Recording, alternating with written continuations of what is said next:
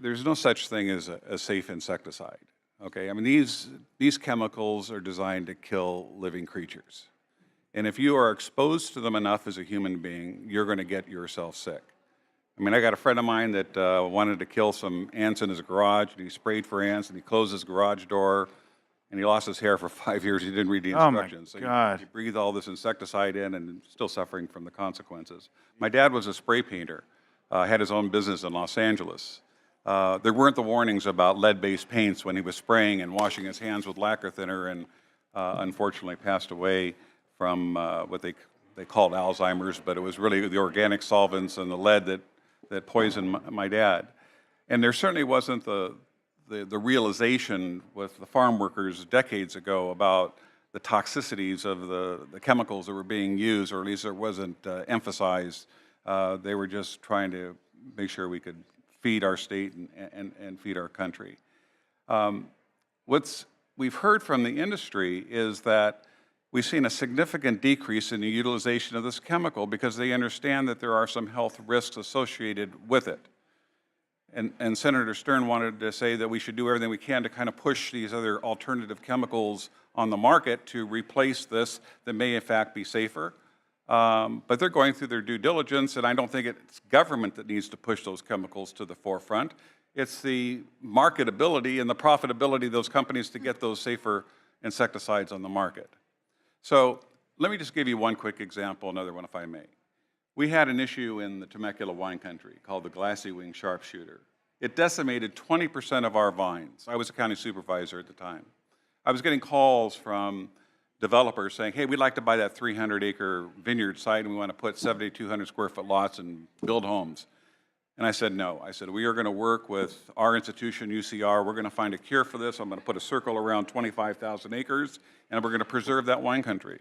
And we did. We also went to the state looking for assistance. The county put up $250,000, Temecula put up $250,000, and then we saw Senator Feinstein that recognized that if we don't tackle this problem in Southern California, it's going to migrate to Napa, and we're going to decimate a major industry in the state of California.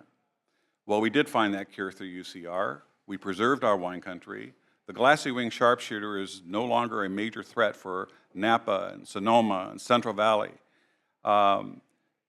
Here, well, in my district, I mean, Sunkist was found in Riverside County. We're an agricultural county. We have a significant amount of citrus, and we haven't had too much of the psyllid.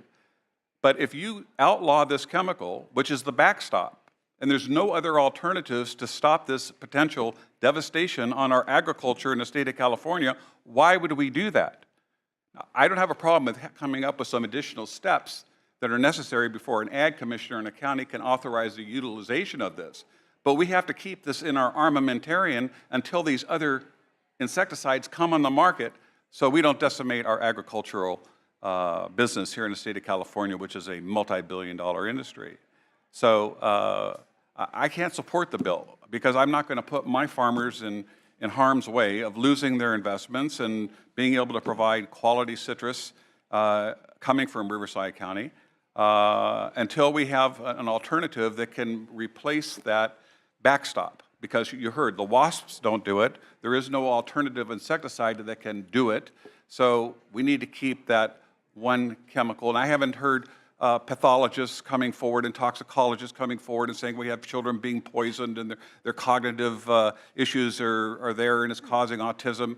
Where are they? Where's DPR or DTS, the Department of Toxic Substances? We're a unique state where we have a department that can even preempt the federal government if they say something is safe if our agency says it's not. Why not let DTS do their job? Why are we preempting them? That's setting a bad precedent. Or what do we even need DTS for if we're going to preempt their professionals that all they do is they have professional toxicologists or research biologists to come up with these conclusions to advise us.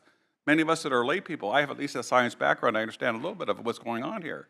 But I don't want to cripple the citrus industry with a knee-jerk reaction to a chemical that is not been shown to cause any morbidity or mortality in the state of California at a time when its utilization has come down significantly and we're looking for other alternatives to replace it.